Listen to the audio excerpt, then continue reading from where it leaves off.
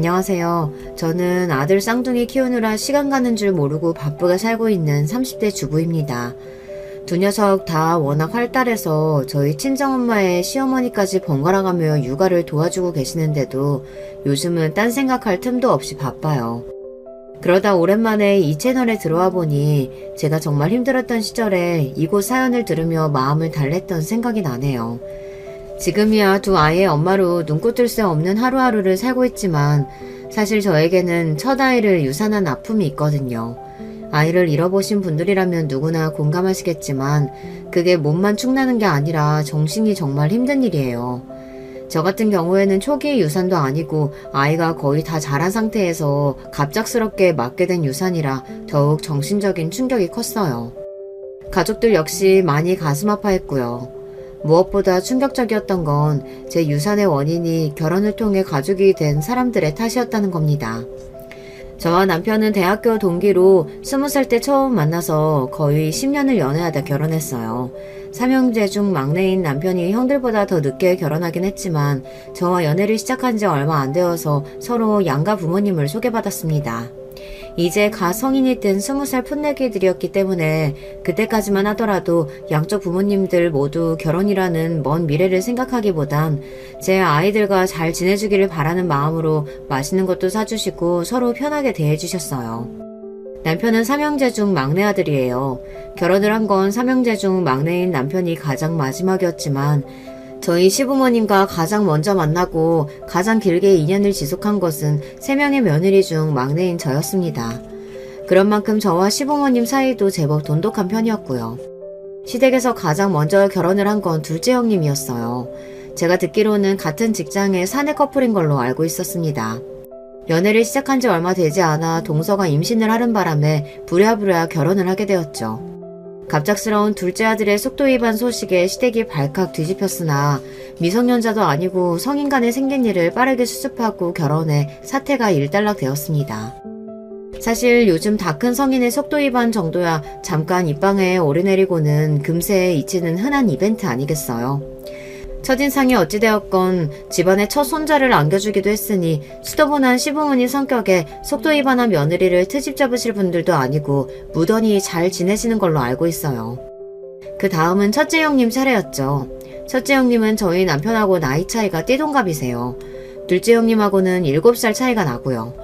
가뜩이나 결혼이 늦은 상태였는데 저보다 7살이나 어린 동생이 덜컥 결혼하더니 그해 바로 아이까지 낳으며 첫째 형님에 대한 결혼 압박이 심했던 걸로 알고 있습니다. 결국 첫째 형님은 시어머님 손에 이끌려 가입하게 된 결혼정보회사에서 만나게 된 분과 결혼에 골인하셨어요. 나중에 시어머니께 듣기로는 결혼정보회사에 가입한 이후로도 거의 10분 가까이 여성분을 만나보신 끝에 쉽지 않게 결혼하셨다고 하더라고요. 그러고 보니 삼형제 중 안정적인 연애 끝에 결혼을 하게 된 건 저희 부부뿐이었네요. 다른 손이의 두 동서들은 결혼을 위해 가족을 소개시키는 자리에서 시댁 식구들을 처음 만났다면 저 같은 경우에는 결혼 전에 이미 시댁 식구들과 모두 안면이 있었어요. 명절 때마다 꼬박꼬박 안부 인사를 전하고 종종 식사도 함께 했던 시부모님이야 당연하고 지금은 아주버님이 되신 남편의 두 형님들 또한 대학 다닐 때 이미 첫 인사를 마친 상태였어요. 그래서 저희가 나이가 차고 자연스레 결혼 이야기가 나왔을 때 양가 부모님 중 어느 한 분이 결혼을 반기에 드시는 분도 없었습니다. 저희 부부는 물론이거니와 양가 가족들 역시 때가 되면 저희 두 사람이 결혼하는 걸 당연하게 생각하고 계셨으니까요. 결혼 준비 잘 되어가고 있어요? 바쁘게 결혼 준비를 하는 와중에 그동안 따로 연락한 적이 한 번도 없었던 첫째 동서에게서 연락이 왔습니다. 네, 잘 준비하고 있어요. 제가 먼저 연락했어야 했는데 죄송해요. 앞으로는 먼저 챙기시면 되죠. 예의상 한 말에 당연하다는데 대꾸하는 첫째 동서 말에 당황했습니다. 아주버님들은 몇 번 뵌 적 있었으나 동서들을 처음 본 건 결혼 이야기가 오가며 양가 가족들에게 인사를 드리러 갔을 때가 처음이었어요. 물론 남편과 연애를 오래 했으니 형님들 결혼식에야 모두 참석했지만 그때야 신부 대기실에 잠깐 들어가 인사만 하고 나온 게 전부였으니까요. 그래서 사실 동서들이 어떤 사람인지는 아직 잘 모르는 상태였습니다. 인사드리러 갔을 때야 사실 어른들 뵈러 간 거나 마찬가지이니 두 사람과 이야기 나눌 기회는 사실상 적었고요. 그런데 지금 말하는 걸 보니 걸려도 된통 걸렸다는 불길한 느낌을 지울 수가 없었습니다. 그건 그렇고 혹시 오늘 퇴근하고 시간 좀 되나? 우리 동서하고 같이 한번 봤으면 싶은데. 아, 그러실까요? 제가 오늘 일이 언제 끝날지 몰라서 퇴근하면 바로 전화 드릴게요. 만나자는 제안에 당황해서 덜컥 수락을 해놓고는 뒤늦게 이렇게 갑작스럽게 준비도 없이 만나는 게 잘하는 일인가 싶었습니다. 잠시 망설였으나 남편에게 전화를 걸었어요. 근무 시간에 어쩐 일이야? 무슨 일 있어? 그게 실은 아까 자기 큰형수님, 그러니까 첫째 형님께서 전화가 왔는데 말이야. 그렇게 제가 대강의 일을 남편에게 설명했습니다. 남편도 제 얘기를 들을수록 기분이 요상한 모양이었어요. 통화를 길게 한 건 아니었지만 말 몇 마디에도 느껴지는 뉘앙스라는 게 있잖아요. 아무리 편견을 갖지 않고 생각하려고 노력해봐도 좋은 뜻으로 저를 부르는 것 같지가 않았습니다. 퇴근 후 연락을 드리니 첫째 형님이 본인 집 근처로 오라고 그러더군요. 그것부터가 기분이 쎄했어요. 일단 알았다고 하고 약속 장소로 나갔습니다. 동서 둘은 저보다 조금 일찍 도착한 것 같았습니다. 두 사람 모두 제 곁에 같이 들어오는 남편을 보고 당황한 것 같았습니다. 그런 제 두 형수 앞에서 남편이 웃으며 너스레를 떨었어요. 형수님들 여기서 다 뵙네요. 제가 저 사람 서프라이즈 해주려고 회사 앞으로 말 안 하고 데리러 갔는데 오늘은 저랑 못 놀아준다잖아요. 그래서 캐물었더니 형수님들 뵈러 간다기에 저도 따라왔어요. 혹시 제가 눈치 없이 여자들 노는데 끼어든 건가요? 저는 몰라도 도련님이 이렇게 말하는데 그 두 사람이 뭐라고 하겠어요. 죄송해요 형님. 제가 눈치껏 돌려보내려고 했는데 자기 모르게 어딜 가냐고 사람을 하도 닥달하는 바람에 오늘은 이렇게 뵙고 다음에 제가 다시 자리 마련할게요. 그래요. 그럼. 떨떠름하게 대파는 첫째 동서에게 남편이 말했습니다. 오늘은 제가 멋대로 숙녀분들이 만나는 자리에 난입했으니 제가 저녁 대접하겠습니다. 그리고는 다소 어색하긴 했으나 겉으로는 화기애애하게 저녁 식사를 했습니다. 이런저런 근황을 주고받기는 했으나 누가 들어도 제가 혼자 나왔으면 꺼냈을 법한 주제는 근처에도 가지 않으면서 말이죠. 그날은 그렇게 자리가 마무리됐어요. 순조롭게 결혼한다고 했던 내가 입방정이었던 모양이야. 갑자기 스트레스가 확 올려오네. 스트레스 받을 일 생기면 그때 나랑 같이 받고 지금은 미리 너무 걱정거리 만들지 마. 무슨 일 생기든 너 혼자 겪게 하진 않을 테니까. 한 입으로 두말할 남자는 아니었기에 남편을 믿기로 했습니다. 다음날 만난 남편이 말했습니다. 어머니나 형들이나 별일 없다고 하는 걸 보니 따로 무슨 일은 없는 것 같아. 아니면 그 두 분만 뭔가 작당한 게 있다든지. 자기 정 마음에 걸리면 내가 이번에도 따라 나갈까? 자기 찬스는 저번에 이미 썼는데 또 그럴 순 없지. 그랬다가 이번에는 정말로 거짓말인 거 들통날걸? 어찌됐든 평생 볼 사람들인데 그냥 피할 수만은 없어. 나가봐야지. 차라리 그냥 얘기 들어보면 막상 별 얘기 아닐 수도 있잖아. 아무 대꾸 없는 남편 표정이 절대 그럴 리가 없다고 답하고 있었으나 그럼 어떡해요. 이제 와서 겨우 이런 일 때문에 결혼을 물을 수도 없고 부딪혀야 하는 일은 부딪히는 수밖에요. 그렇게 다시 약속을 잡아 동서들을 만났습니다. 애써 웃는 낯으로 앉아있는데 그쪽에서는 딱히 표정 관리를 할 생각도 없어 보이더라고요. 오늘에야말로 진짜 하려던 소리를 듣는다고 생각하니 매도 먼저 맞는 게 낫다고 차라리 얼른 얘기하고 끝내고 싶은 마음뿐이었어요. 혹시 저번에 따로 하실 말씀 있으셨는데 형우씨 때문에 말씀 못하신 거 아닌가 해서요. 하실 말씀 있으시면 해주시겠어요? 제 말에 첫째 동서가 은근슬쩍 둘째 동서에게 눈치를 주더라고요. 대충 둘의 서열이 짐작이 가는 부분이었어요. 동서 말대로 저번에는 우리도 좀 당황스럽더라.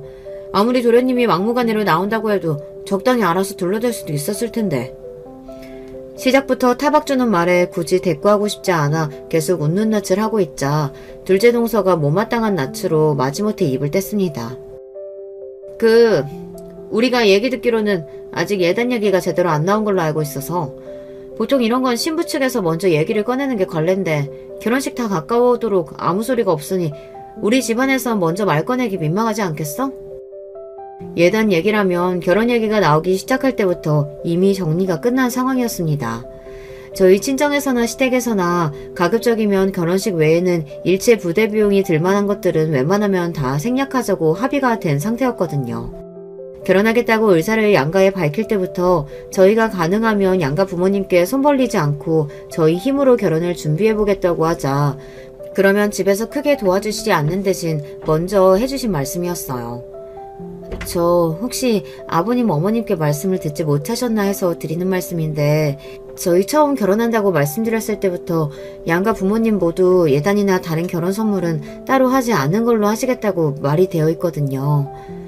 거의 둘째 동서를 조종하다시피 팔짱을 끼고 뒤로 빠져있던 첫째 동서가 화르륵 흥분하더니 제 말을 끊었습니다.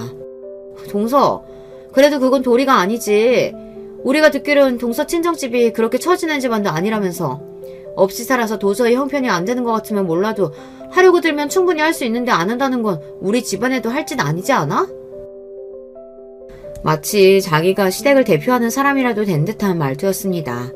아니 시댁을 대표하는 시부모님과 이미 얘기가 다 됐는데 왜 저 둘이 저렇게 나서서 분란을 만드는 건지 이해가 가질 않았어요.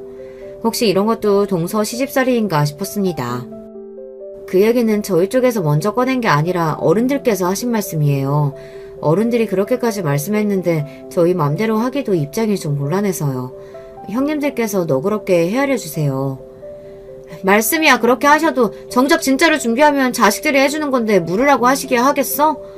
우리가 꼭 뭘 바라고 하는 소리가 아니라 이런 건 원래 아랫사람이 눈치껏 하는 거야. 동서 이제 우리 집에 시집 오면 평생 얼굴 봐야 할 사람들인데 시작부터 이러면 우리도 좀 솔직히 갑갑하지. 이건 저들 원하는 대로 하지 않으면 앞으로 시집생활이 쉽지 않을 거라는 반협박이나 마찬가지인 말 아닙니까? 갑갑한 건 도리어 저였습니다. 도대체 뭘 원하길래 시부모님하고는 합의도 안 해놓고 저를 따로 불러서 이런 소리까지 하는가. 이쯤 되니 한번 드러나 보자 싶더군요. 그러시면 형님들께서는 따로 생각해 두신 게 있으신 건가요? 비로소 제 입에서 저들이 원하는 말이 나온 모양인지 부끄러운 줄도 모르고 동서들이 반색을 하더군요. 시커먼 속이 훤히 들여다보이는 행동에 그만 기가 찼습니다. 이건 그냥 참고삼아 하는 말인데 보통은 예단으로는 면품백들 많이 하지? 대놓고 돈봉투 주고받는 건 너무 천박스러운 일이고 그렇다고 명색이 예단인데 살림살이로 대신하는 것도 좀 우세스럽고 많이들 그렇게 한다는 거야 내 말은. 돈봉투 주고받는 게 천박한 줄 아시는 양반이 아직 시집도 안 온 손아래 예비동서한테 예단으로 명품백을 요구하는 건 천박한 줄 모르는 모양입니다. 사실 그깟 명품백 하려고 치면 못할 것도 없었죠. 동서는 말 맞다나 저희 친정이 유복한 것도 사실입니다. 하지만 저희가 먼저 해드리고 싶은 마음이 우러나서 하는 거면 몰라도 꼭 무슨 빚받으러 온 사람 마냥 경우 없게 명품백 내놔라 하는 건 정말 아니다 싶었습니다. 형님들께서 무슨 말씀 하시는 건지는 알겠어요. 하지만 저도 이 자리에서 생각지도 못하게 갑작스럽게 듣게 된 말이고 결혼은 둘이 같이 하는 건데 저 혼자 결정한 문제는 아닌 것 같아요. 형우 씨하고 같이 의논해서 결정하도록 하겠습니다. 제 남편 이름이 나오자 두 사람 얼굴이 다시 시뻘겋게 달아올랐습니다. 동서 진짜 말귀 못 알아듣는 사람이네. 저번에 도련님 달고 올 때부터 조짐이 보이더니만 이렇게 여자들끼리 말 나올 때마다 신랑 들먹일 거야? 누군 신랑 없어? 형님, 솔직히 저는 형님이 왜 이렇게까지 날카롭게 반응하시는지 모르겠어요. 저 나름대로 한 식구 될 사이끼리 잘 지내보고 싶어서 마음에 걸리는 것들이 있더라도 언행도 특별히 조심했던 것 같은데 그렇게 말씀하시면 저도 좀 서운하네요. 제가 막내 며느리로 들어가는 거긴 하지만 그렇다고 정말로 형님 아랫사람인 건 아니잖아요. 어머, 얘 말하는 것 좀 봐. 형님 말씀하시는데 벌써부터 토나면 되겠어? 우리가 뭐 그렇게 서운한 얘기를 했다고 지금 그렇게 예민하게 굴어. 동서, 지금까지는 그렇게 살았을지 몰라도 시집와서까지 그러면 안 돼. 손윗 사람한테 그러는 거 아니야. 저들이 제 손윗 사람이지 저한테 명령해도 되는 사람이라는 뜻은 아니지 않습니까? 애초에 제 의견 같은 건 들을 생각도 없는 사람들한테 차분하게 이야기를 해봤자 결론이 달라질 것 같지 않았습니다. 그리고 제가 지금 굽히고 들어가면 결혼 생활 내내 저를 호구 취급할 게 뻔했습니다. 굽히는 것도 굽혔을 때 그걸 너그럽게 받아주고 아랫사람한테 베풀 줄 아는 제대로 된 윗사람한테나 해당되는 이야기죠. 어차피 저 둘이랑 앞으로 잘 지내는 건 텄구나 싶어 그냥 제 할 말을 했습니다. 형님, 아랫사람이라고 윗사람 하는 말에 아무런 의견도 감정도 없이 무조건 따라야 하는 사람은 아니라고 생각해요. 그렇게 따지면 지금 형님들도 아버님, 어머님 의견 무시하시고 저 따로 불러내서 말씀하시는 거잖아요. 저희 예단 문제에 불만 있으시면 먼저 가족들끼리 말씀하셔서 저희와 같이 얘기해보자고 말씀을 해주셨더라면 더 좋았을 텐데요. 솔직히 지금 하시는 말씀은 제 입장에서는 너무 일방적인 요구로 느껴지는 게 사실이네요. 형님들 가슴에 손을 얹고 생각해보세요. 지금 저한테 하신 말씀들 다른 가족들 들어도 부끄럽지 않으실 자신 있으세요? 답은 형님들도 잘 아시리라 믿습니다. 그럼 저 먼저 일어나 보겠습니다. 다음에 뵐 때는 웃으면서 뵐 수 있었으면 좋겠어요. 기막혀하는 두 동서들을 남겨둔 채 먼저 자리를 떴습니다. 이대로는 도저히 안되겠다 싶어 제 생각을 내지르긴 했으나 시작부터 갈등을 떠안게 된 제 입장에서는 이런 상황 자체가 너무 부담스러웠습니다. 너그러운 분들 시부모님으로 모시게 되어 난 참 복이 많은 사람이라고 생각했는데 이런 장애물이 있을 거라고는 생각도 못 해봤어요. 방금 상황을 다시 떠올리니 머리가 지끈지끈 거렸지만 나오자마자 본인에게 바로 연락하라는 남편이 신신당부했던 탓에 전화기를 집어들었습니다. 얘기 잘 끝났어? 아니, 파토나도 완전 제대로 파토났어. 제 말에 남편이 불이 나게 달려왔습니다. 길게 설명하기도 지쳐서 남편에게는 그냥 아까 일에 대한 녹음 파일부터 던져줬어요. 무슨 말 하는지 궁금하다고 녹음을 해오라던 남편 말에 처음엔 뭘 그렇게까지 하냐고 타박을 했는데 이제와 생각해보니 녹음이라도 안 했으면 둘이 편먹고 내 입장만 난처해졌을지도 모르겠다는 생각이 들더군요. 녹음 파일을 듣고 남편 표정이 너무 안 좋아졌어요. 본인도 자기 형수들이 이런 인간이라는 건 처음 알았을 테니 그럴만도 했습니다. 형수들 그렇게 안 봤는데 사람들이 정말 해도 너무하네.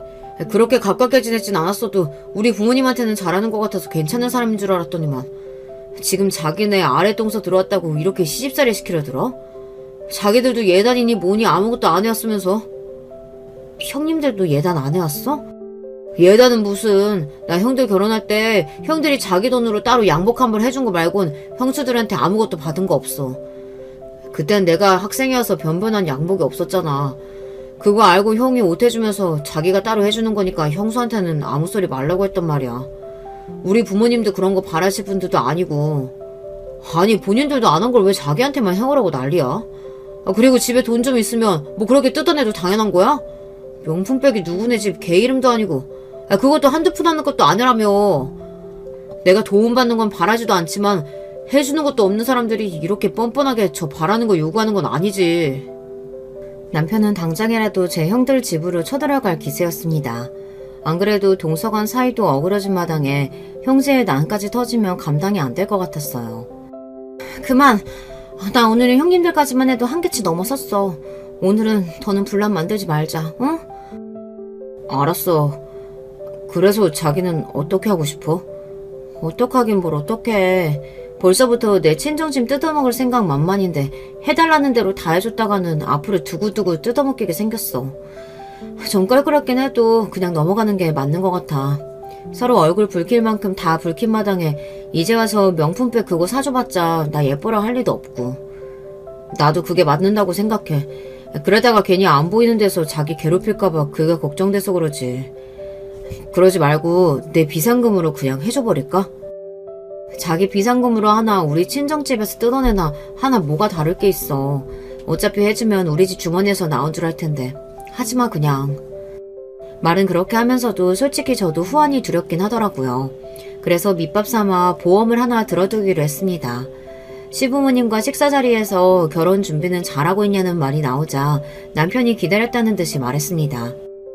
내가 형수들 그렇게 안 봤는데 이번에 정말 사람이 다시 보이더라고요. 하지 말라니까. 제가 말리는 신용을 했습니다.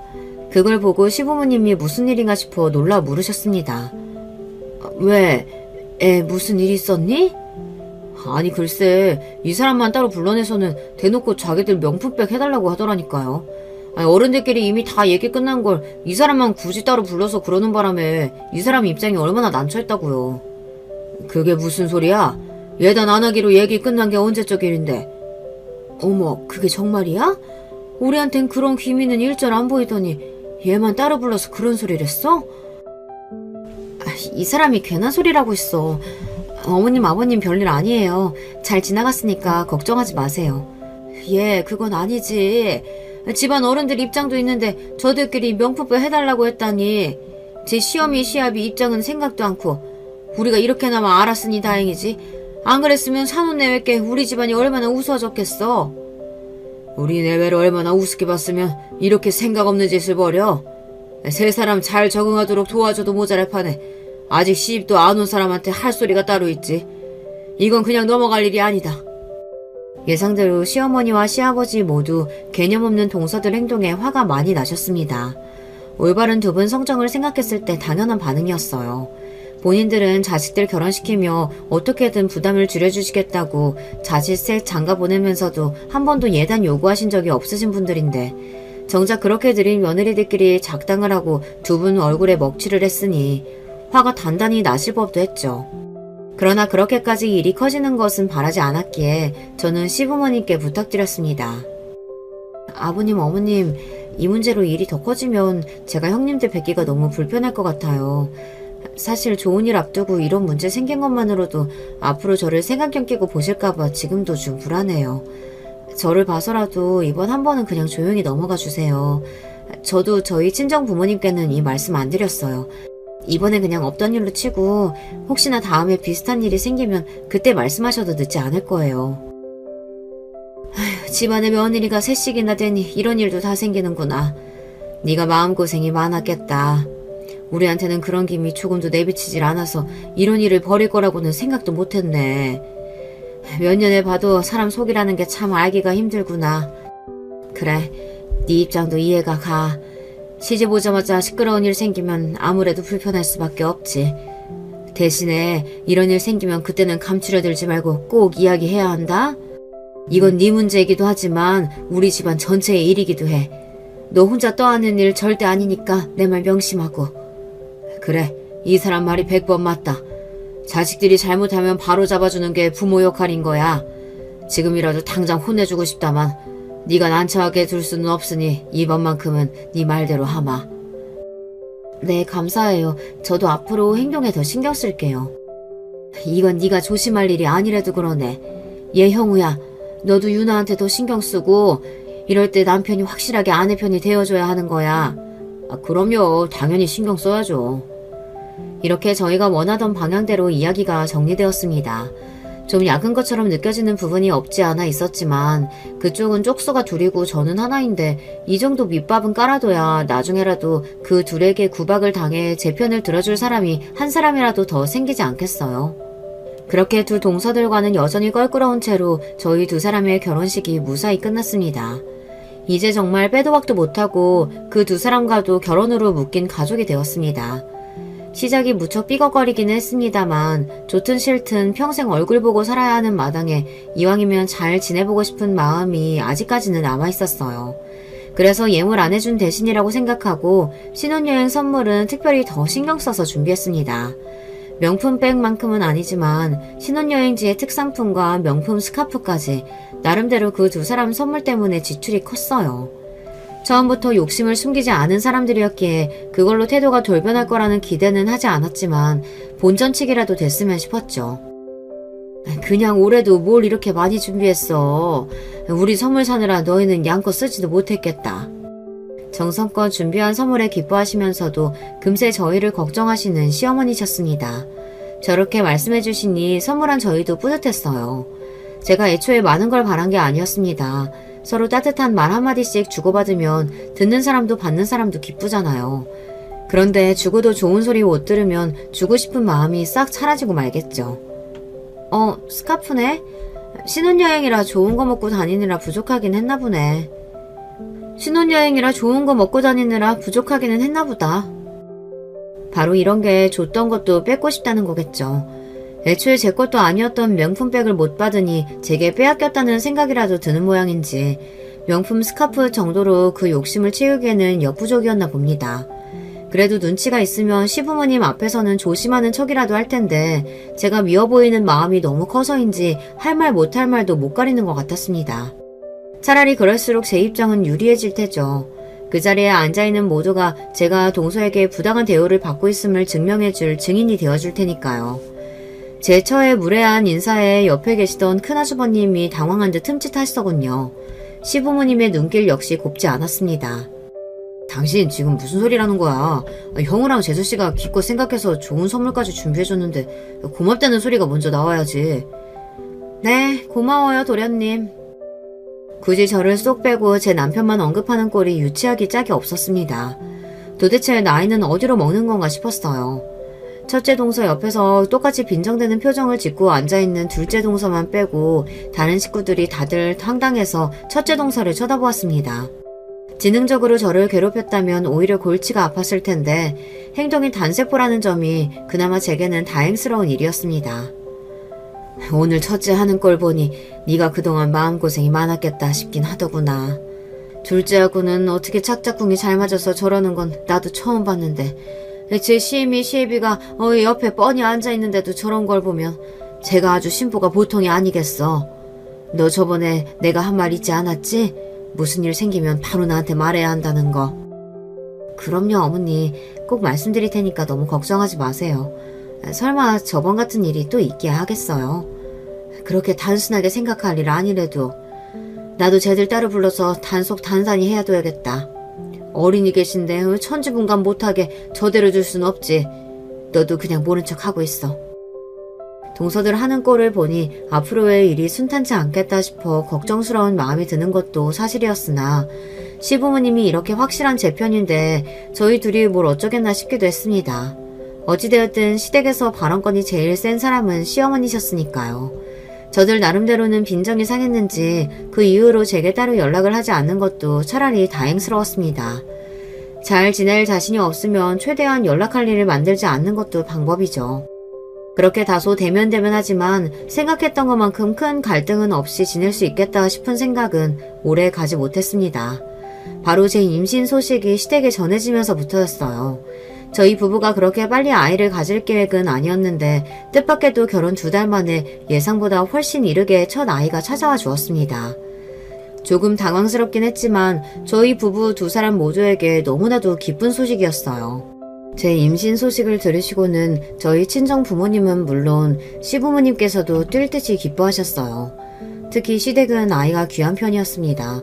둘째 동서가 속도 위반으로 결혼해 시조카가 한 명 있기는 했지만 그 뒤로 결혼 10년이 다 돼가도록 둘째를 갖는데 실패한 걸로 알고 있습니다. 더 큰 문제는 첫째 동서였어요. 첫째 아주버님과 첫째 동서의 결혼이 늦은 편이었다는 건 앞에서도 얘기했었죠.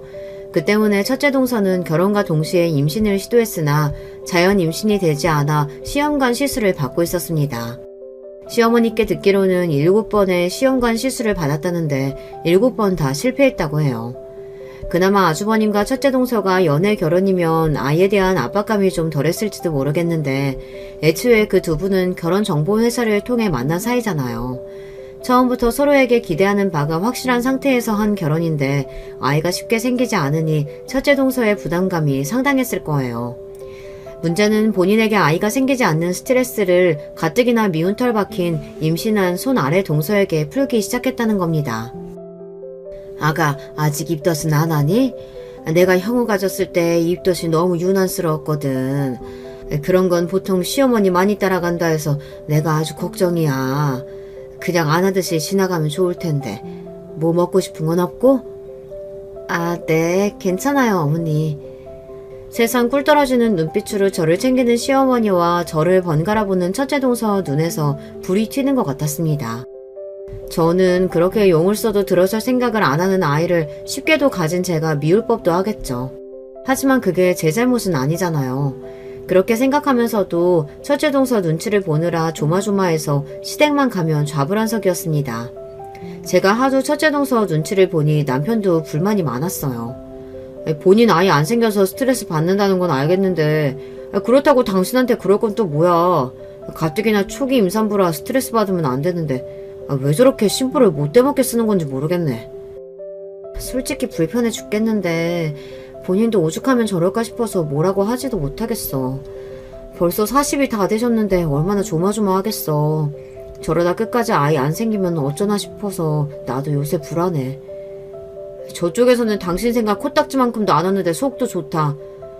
어머니도 사정 모르시는 것도 아니고 어지간하면 당분간 본가에는 가지 말자. 눈에 안 보이면 저도 좀 덜 긁으려 들겠지. 남편 말에 그래야겠다고 생각했습니다. 저를 위해서나 첫째 동서를 위해서나 서로 최대한 마주치지 않는 게 정신건강에 좋을 것 같았습니다. 그러고 한 달쯤 지났을까 둘째 동서한테서 연락이 왔습니다. 동서, 아무리 임신했다지만 요새 시댁일에 너무 서글한 거 아니야? 식구도 한둘이 아닌데 동서까지 빠져서 음식 준비하느라 내가 얼마나 힘든 줄 알아? 애 가졌다고 너무 유난 떠는 거 애한테도 안 좋아.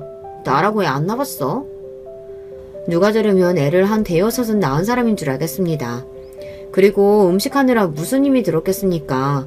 저희 시어머니는 애초에 음식한다고 며느리 부려먹을 수 있는 분이 아니셨어요.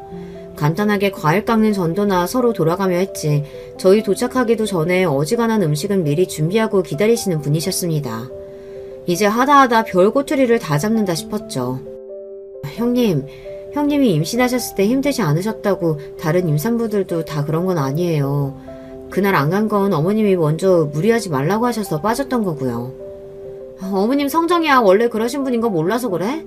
그래도 시댁 행사에는 빠지지 말고 꼬박꼬박 와야지. 서로 봐서 반가울 얼굴도 아닌데 뭘 그렇게 못 불러내서 안달인가 싶다가 아하 싶었습니다. 왜요? 첫째 형님이 저 안 왔다고 또 뭐라고 하세요? 아니 갑자기 형님 얘기는 왜? 뻔한 일이죠. 도대체 무슨 책이 잡혀서 저러는지 모르겠으나 둘째 동서는 유난히 첫째 동서 앞에서 맥을 못 쳤습니다. 저한테 대시 타박을 하는 거나 여러모로 둘째 동서는 첫째 동서 아바타나 마찬가지였죠. 아마 저한테 이렇게 날카롭게 구는 것도 수술리면 첫째 동서의 히스테리가 자기한테 넘어올까 싶어 더 앞잡이처럼 굴었던 거겠죠. 길게 이야기하기도 싫어서 그냥 간단하게 정리하기로 했습니다. 그날은 정말로 몸이 안 좋았어요. 앞으로 가급적이면 시댁 행사는 빠지지 않겠습니다. 하실 말씀 다 하셨으면 이만 끊겠습니다. 가뜩이나 임신하고 몸이 물에 젖은 손뭉치같이 무겁게 느껴졌는 차에 임신했다고 유난 떠는 사람 취급까지 당하니 기분이 확 가라앉더라고요. 친정엄마에게 전화해서 하소연을 했더니 엄마가 저 대신 더 화를 내주셨습니다. 아니 자기도 애 낳아봤다는 사람이 어쩜 그렇게 말을 매몰차게 해? 모르는 사람이라도 임산부인 거 알면 그렇게는 안 하겠다. 동서 둘이라고 있는 게 둘 다 저 모양이니 정말 어쩌면 좋아. 너 행여나 저것들 하라는 대로 다 따라가면 안 된다. 저런 부류는 하나 해주면 하나 더 뽑아먹겠다고 안달난 것들이야. 안 그래 엄마. 엄마 딸이 그런 맹추도 아니고. 제 편을 들어주는 친정엄마 목소리를 들으니 기분이 좀 풀어지는 것 같았어요. 그러면서도 괜히 책 잡힐 일을 만들 필요는 없으니 빈도수만 좀 잘 조절해서 컨디션 봐가며 다시 시댁 행상에 참여하겠다고 생각했습니다. 그런데 요상한 일은 거기서 끝나지 않았습니다. 임신 5개월 차에 넘어갈 무렵 새벽에 뜬금없이 전화가 왔어요. 첫째 동서였습니다. 처음에는 무슨 사고라도 생긴 건가 싶어 그 시간에 자다가 소스라치게 놀라 전화를 받았어요. 그런데 막상 받아보면 별일도 없는 거예요. 주절주절 헛소리를 늘어놓는 첫째 동서에게 짜증이 솟구쳤습니다. 형님, 지금 시간이 새벽 2시가 넘었어요. 급한 일 아니시면 좀 나중에 얘기하면 안 될까요? 내가 그동안 동서한테 자주 연락한 것도 아닌데 이거 하나도 못 받아줘? 그러더니 또 한참 헛소리를 하는 첫째 형님이었습니다. 결국 그날은 잠을 설쳐서 가뜩이나 임신으로 무거워진 몸이 더 무겁게 느껴졌습니다. 그러고도 이틀 걸러 하루마다 첫째 동서의 새벽 연락이 이어졌어요. 어쩔 때는 전화를 받으려고 치면 전화가 툭 끊어졌습니다. 그런 일 몇 번 당하고 나니 저도 저지만 남편의 화가 폭발해버렸어요. 이거 진짜 정신 나간 여자 아니야. 멀쩡한 사람한테 이래도 사람 환장할 판에 잘 쉬어야 할 임산부한테 이게 뭐하는 짓거리야. 일부러 잘못되라고 고사라도 지내는 거야 뭐야. 당장이라도 첫째 동서 집을 때려 부수러 갈 기세인 남편을 간신히 뜯어말렸습니다. 남편을 말리긴 했으나 솔직히 저도 좀 소름이 끼쳤어요. 이건 꼭 우리 애 잘못되길 바라고 하는 짓 같잖아요. 적나라하게 느껴지는 첫째 동서의 악의에 그날 저녁부터는 잘 때 아예 핸드폰을 꺼버렸습니다. 그 외에도 자잘한 사건들이 많았어요.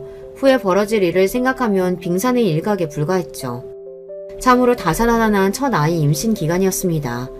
그 와중에도 시간은 흘러 정말 이제 출산이 목전에 다가왔습니다.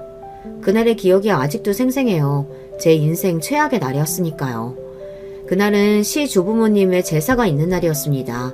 시어머니께서는 당연히 만삭인 저보고 오지 말라고 신신당부를 하셨어요. 또 동서들이 난리를 치겠구나 생각하면서도 이제 정말 출산일이 임박했으니 그 둘 신경 쓸 때가 아니었죠. 그렇게 집에 있는데 갑자기 둘째 동서한테 전화가 왔습니다. 동서 뭐해? 지금 형님이 동서 언제 오냐고 자꾸 난리도 아니셔. 형님, 저 만삭이에요. 예정일 얼마 남지도 않았는데 정말 왜 이러세요? 어머님께서 오지 말라고 하시는데 또 왜요? 어머님 친구분 사고 나셨다 그래서 급하게 나가셨어. 가뜩이나 손도 부족한데 동서라도 와서 도와야지. 정말이지 짜증이 솟구쳤습니다. 그게 지금 며칠 있으면 애 낳아야 할 사람한테 할 소리입니까?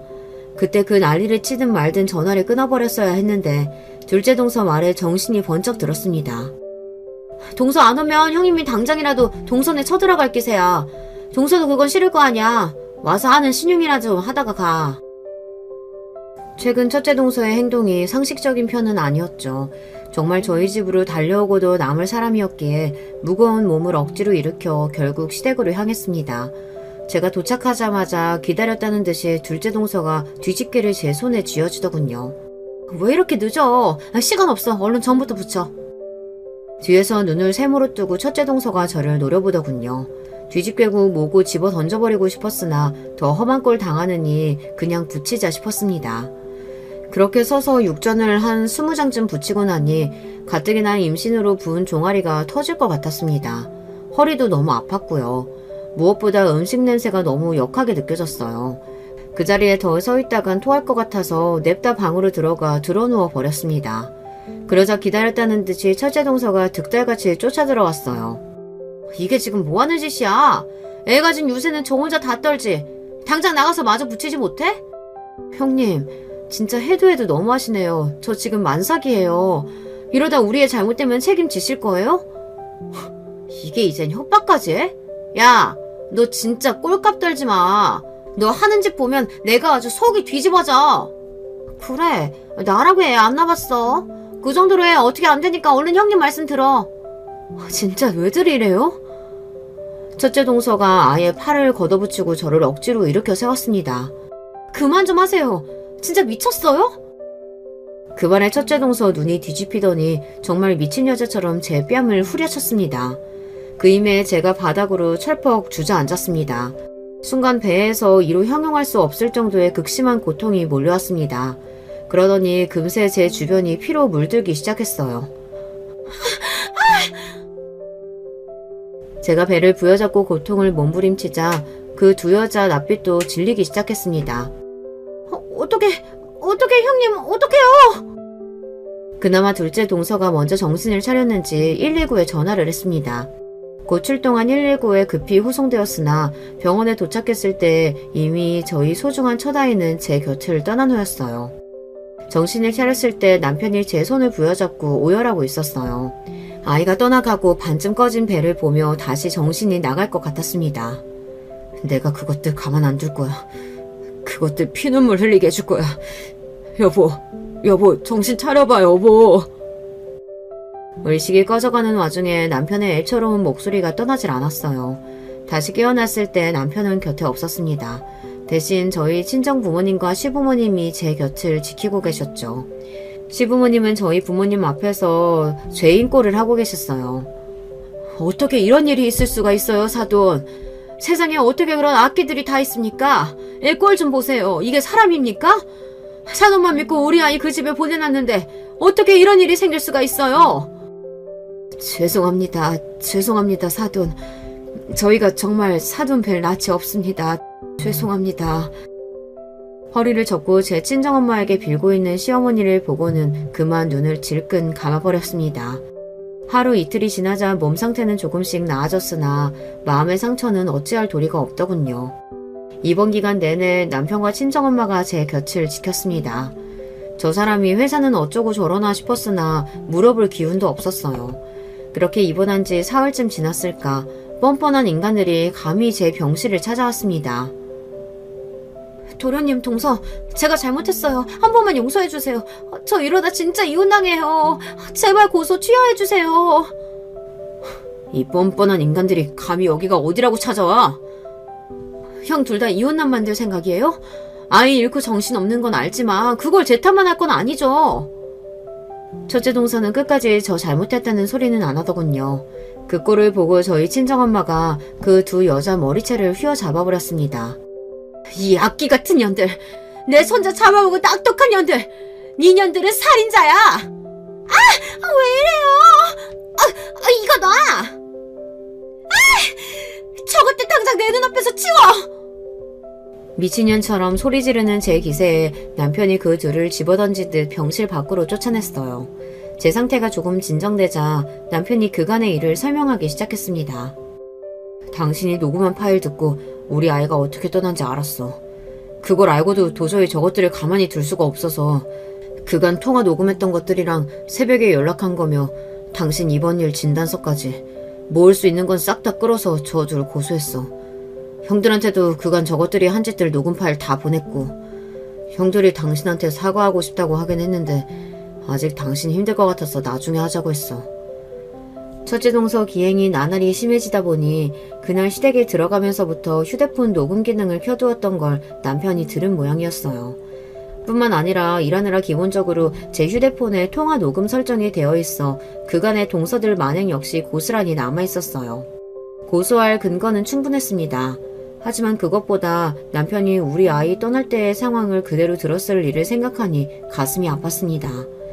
제 앞에서 고개도 못 들고 눈물을 떨구는 남편을 보니 아이를 잃은 건 저 혼자만이 아니었는데 저 사람이 어떻게 버텼을까 싶어 그제야 정신이 번쩍 들었습니다.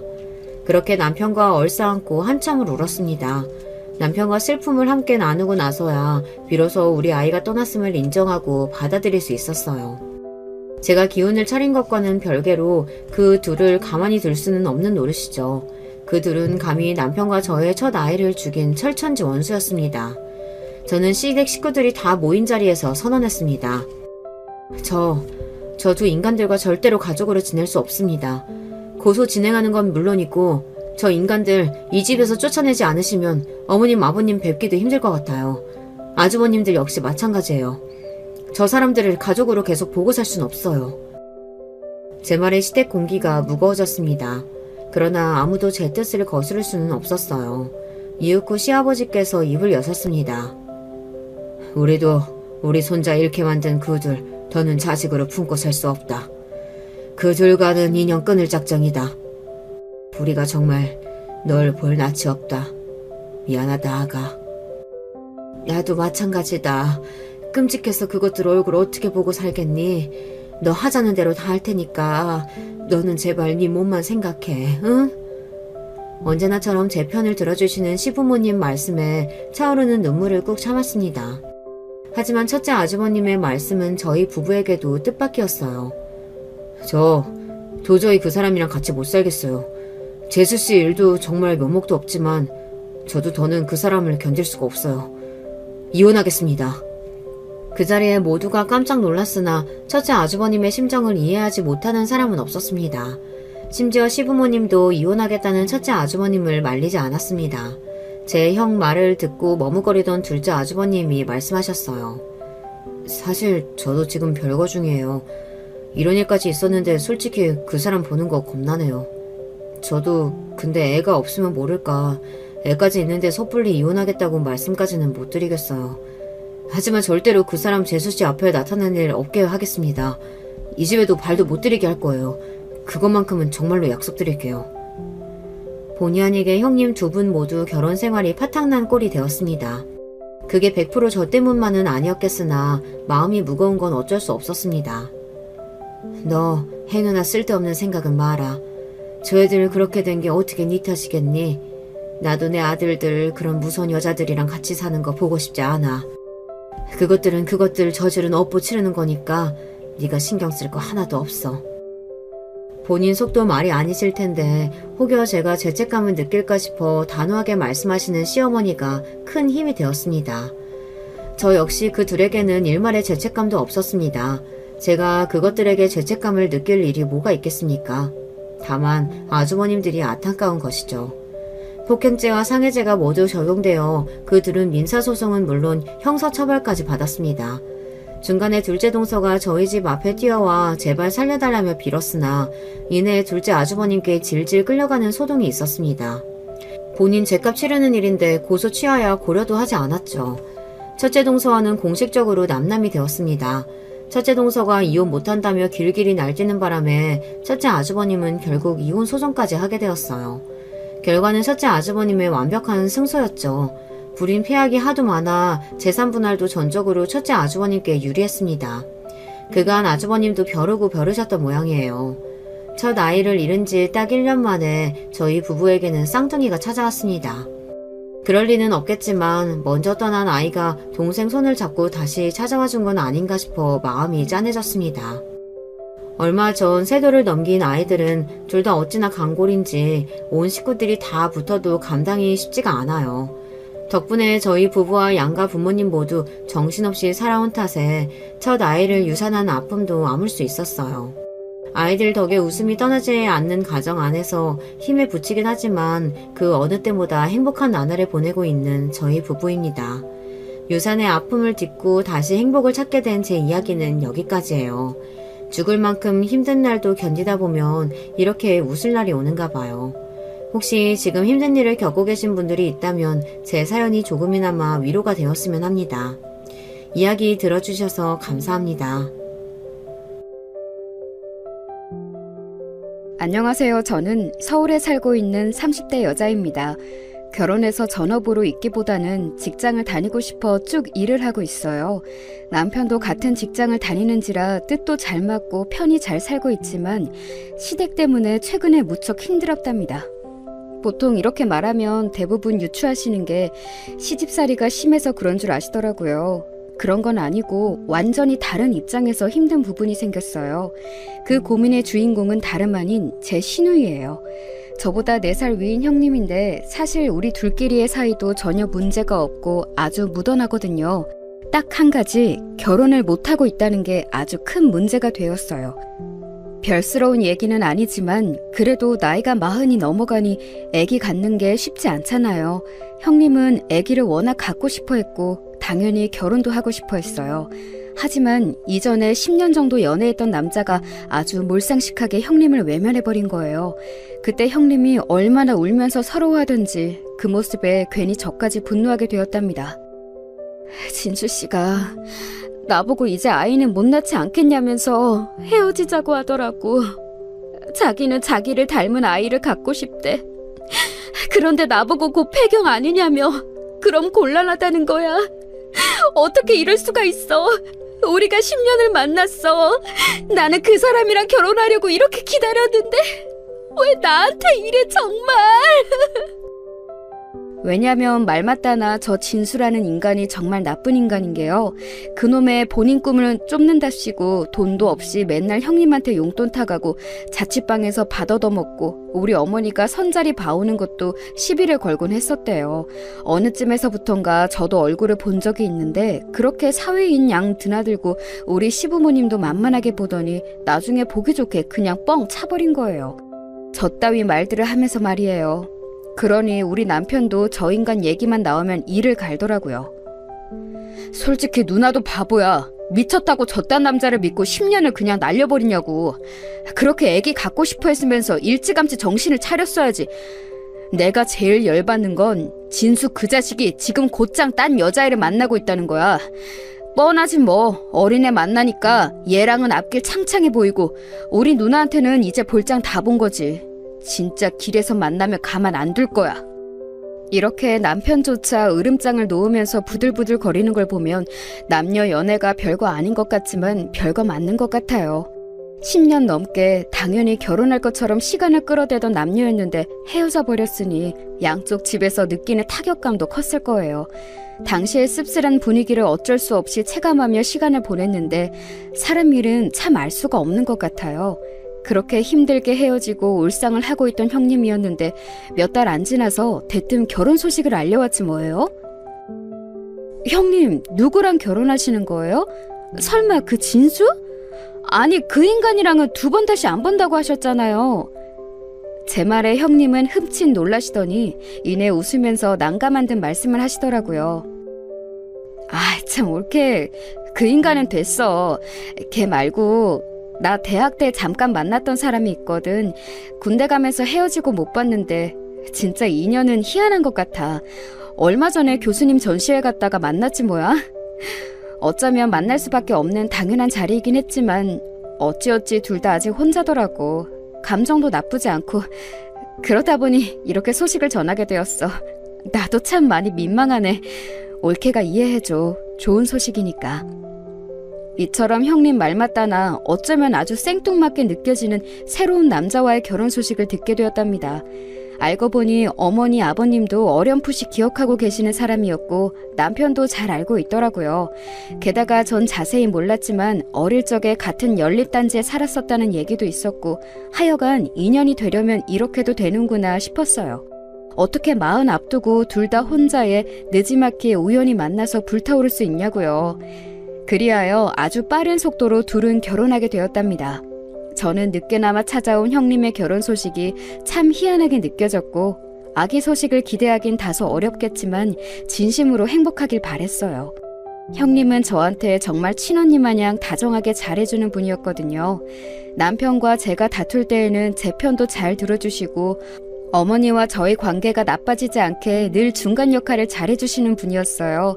그러면서도 결혼 부분에선 제가 늘 선배라면서 부럽다는 말을 달고 사시는 분이었으니까요.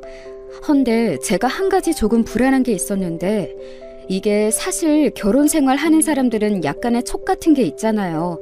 형님의 시어머니의 인상이 어지간히 찐하고 세 보이는 게 아니었거든요. 사실 아들은 엄마 얼굴 닮는다고 그 집 아들인 형님의 남편, 그러니까 저희 시댁 아주버님은 부리부리하게 잘생긴 인상이긴 했어요. 키도 훤칠하게 크고 옷도 세련되게 입고 왜 저 외모에 그 나이가 되도록 결혼을 못했나 싶을 정도로요. 그러면서 상견례 때나 결혼식 때나 정말 눈에서 꿀이 뚝뚝 떨어질 정도로 우리 형님을 사랑스럽게 보더라고요. 하지만 형님네 시어머니는 아주 고집도 세 보이고 말도 되게 딱딱하게 하시는 거예요. 한창 신혼 초에 형님이 해주셨던 얘기를 들었을 때도 꽤 충격이었답니다. 저번에 어머니가 갑자기 백화점 가자고 부르시더라고. 나는 멀리 친구들이랑 나와 있었어서 못 간다고 했는데 어머니는 그게 되게 기분이 나쁘셨나 봐. 친구들이랑 있다는 말을 했음에도 불구하고 한 30분 단위로 계속 전화를 걸어대시는 거 있지? 왜 그렇게 밖에 오래 있냐고, 언제 집에 갈 거냐고 자꾸 따지듯 말씀을 하시는 거야. 친구들 보기에도 너무 창피했어. 저는 시어머니가 왜 며느리한테 그렇게 집착해서 백화점을 같이 다니고 싶어 하는 건지도 잘 모르겠고 심지어 다른 지인들과 있다는데 계속 전화를 걸어댄 게 이해가 안 갔어요. 형님네 시댁이 좀 유복하긴 하다지만 은근히 돈 갖고 유세를 많이 부리신다더라고요. 반면에 우리 시댁은 그냥 평범한 집이긴 해요. 그래서인지 저희 어머니는 저한테 전혀 돈이나 뭐 다른 걸로 피곤하게 하시는 게 없지만 물질 여부가 시집살이랑 꼭 비례한 것 같진 않더라고요. 저희 어머니는 사람 자체가 원래 순딘순딘 하시고 남일에 크게 관여 안 하시는 분이에요. 단지 아버님이 좀 가부장적이고 짜증이 많으셔서 형님이 결혼할 때에도 반대를 많이 하셨거든요. 아마 저런 내용을 들으신다면 당장 결혼 때려치라고 하실 게 뻔하니 형님도 저한테만 상담을 하셨나 봐요. 초반에는 그냥 그런 일도 있겠거니 했고 저도 제 삶이 바쁘니까 잊고 있었는데요. 어느 날 형님이 갑작스레 데이트 신청을 하시는 거예요. 저도 어찌 결혼 생활 하시는지 궁금했고 시어머니와 거리는 좀 두고 사는지 알고 싶었답니다. 그런데 그쪽에 초점을 맞추고 만났던 이날의 만남은 돌아오는 내내 저를 굉장히 찝찝하게 했어요. 형님이 이날 저에게 했던 얘기는 아무리 봐도 외도가 분명했거든요. 외도라고 생각되는 그 대상은 다름 아닌 형님의 남편 시아주버님이었답니다. 나 이런 얘기 올케한테 하기 정말 너무 부끄럽고 수치스러워. 그런데 엄마 아빠한테 말할 수도 없고 친구들한테 상담하긴 내 얼굴에 침 뱉기고 올케는 왠지 좀 믿을 수 있을 것 같아서 털어놓는 거야. 내가 얼마 전에 남편 핸드폰을 봤는데 위치가 좀 이상하더라고. 너무 이상해서 사진으로 찍어놨어. 이것 좀 같이 봐줄래? 형님이 저에게 내민 핸드폰 속 화면을 들여다보니 뭔가 일부러 의심해서 확인할 수 있는 그런 사이트도 아니었어요. 평범한 포털 사이트인데 그 안에서 이동한 위치가 기록으로 남아있어 누가 봐도 눈길이 가더라고요. 이것 좀 봐봐, 올케. 나한테 이런 장소로 간다고 한 적도 없거든. 그냥 집 근처에서 친구들이랑 술 마시고 들어온다고 했던 날이라 기억이 나. 근데 이날 시간대며 남편이 늦게 들어왔던 거며 다 맞는 날인데 왜 호텔 기록이 남아있는 건지 모르겠어. 저도 이런 얘기는 친구들이나 인터넷으로 익히 보고 들었던 바라 저도 모르게 레이더를 바짝 세우고 함께 점검해봤어요. 그런데 아니나 다를까 본인 와이프인 형님에게 연락해줄 때와는 달리 전혀 다른 장소에서 술집에 가거나 호텔에 들락거리고 몇 시간씩 오래 있다 나온 기록들이 남아있더라고요. 그리고 사실 이 상황에 대한 답도 형님이 갖고 있긴 했어요. 올케, 나 정말 너무 이상해서 이날 새벽에 남편 핸드폰을 샅샅이 다 뒤져봤어. 근데 정말 기가 막힌 거야. 남편이 만나는 여자가 있었더라고. 그것도 나보다 앞서 만나던 여자, 결혼하려던 여자였나 봐. 저번에 어머님이 가족들끼리 얘기하시다가 실수로 이름을 잘못 말하신 적이 있거든. 그때 고모님들도 아차 싶은 얼굴로 당황해서 나를 보시는데 아마 그 여자 맞는 것 같아. 결혼할 생각으로 오래 만난 사람이라 집안 행사도 다 따라다녔고 어른들도 뒤늦게 입조심하시더라고. 근데 어떻게 이 여자랑 아직도 만나서 저렇게 돌아다닐 수가 있지? 이 말을 하는 형님의 표정은 정말 아주 허옇게 텅 빈 눈을 하고 아무 생각이 없어 보이더라고요. 앞만 봐도 100%이고 이건 결혼한 지 얼마 안 된 사이에서 있으면 안 되는 일이었어요.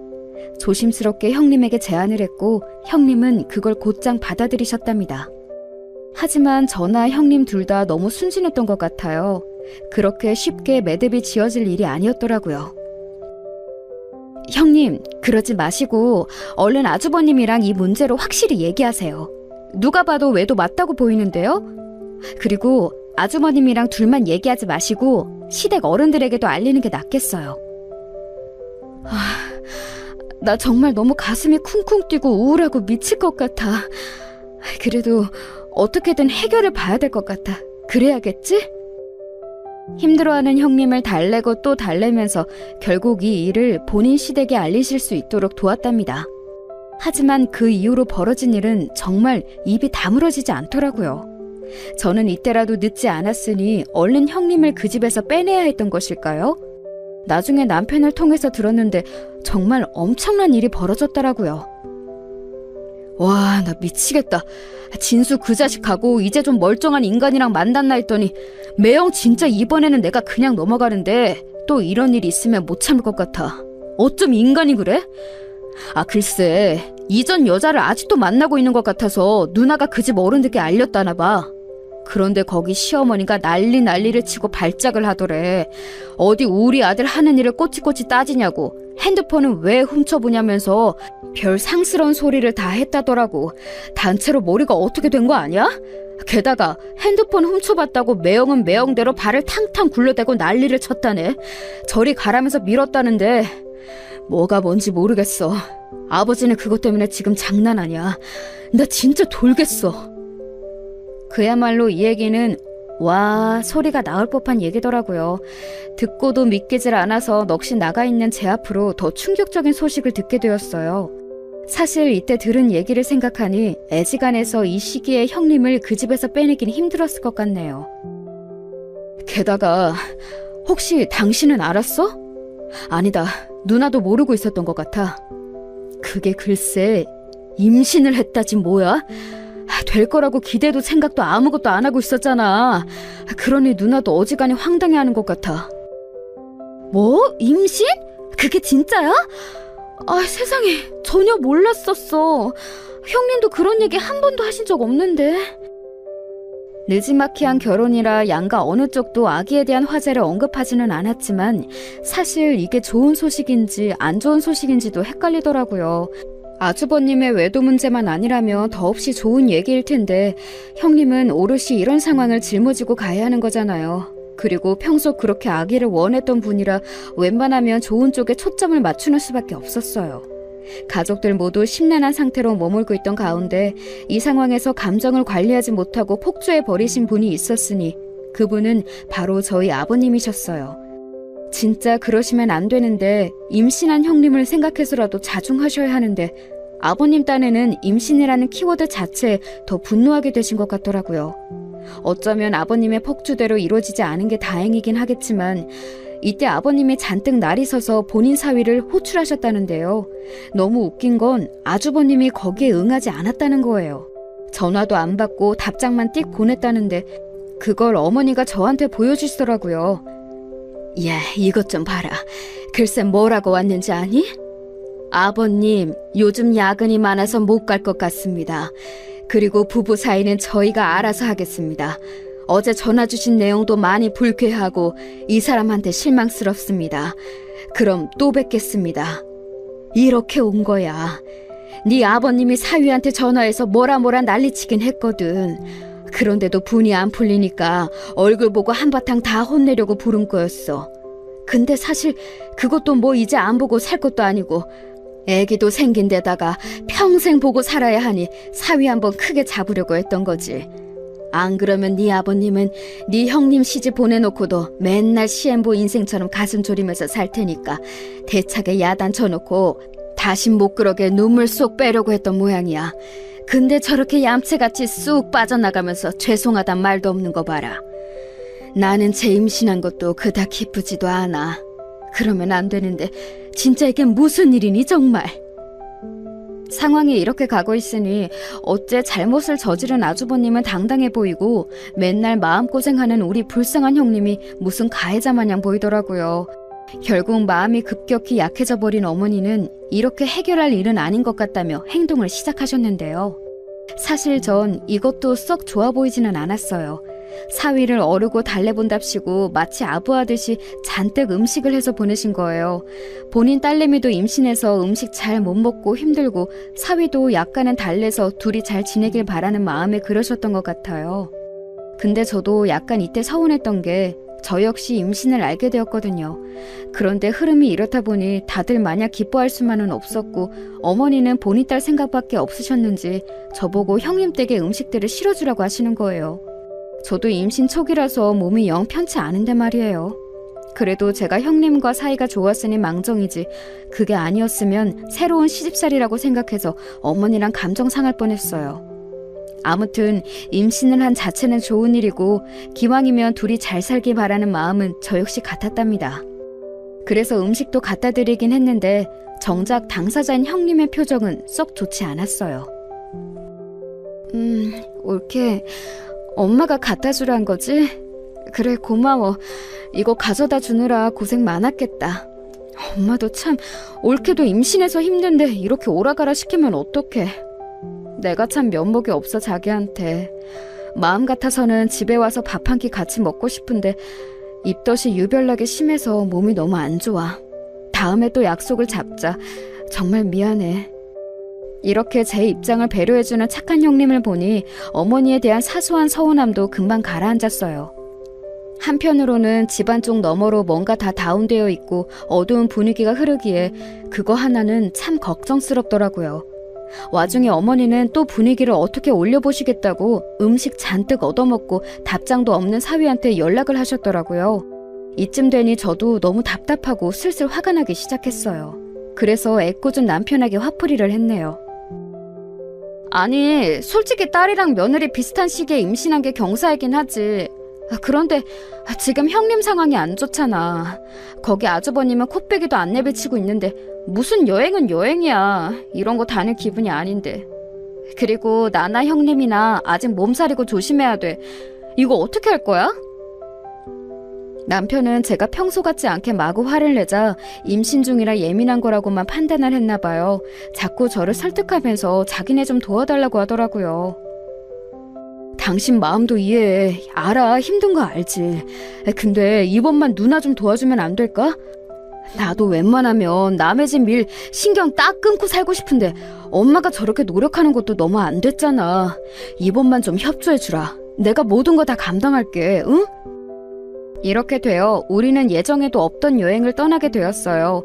어머니가 서울 외곽으로 펜션을 잡아서 다 같이 1박으로 여행을 가자고 하시고 단톡방은 아주 떠들썩했답니다. 하지만 얼마 되지 않아 형님이 아주 청천벽력 같은 말을 남기신 거예요. 다들 재밌는 시간 기대하고 계셨을 텐데 죄송해요. 아무래도 제가 몸이 너무 안 좋고 어제만 해도 빈혈이 심해서 주저앉았거든요. 나이 들어서 임신하니 몸이 안 따라주네요. 아무래도 여행은 무리일 것 같아요.